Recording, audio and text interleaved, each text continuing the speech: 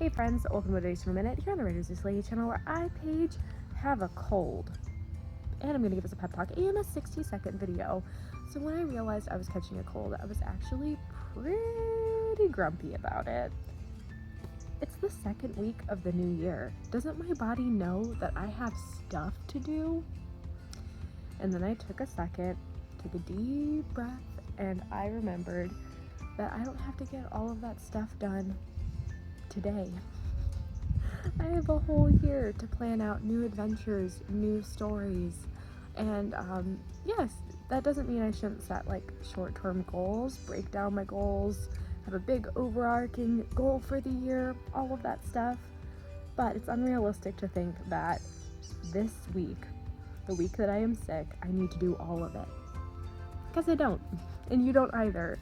Remember to be kind to yourself, to schedule your time, to take those big goals and break them down to small goals that you can accomplish little by little so you don't get overwhelmed.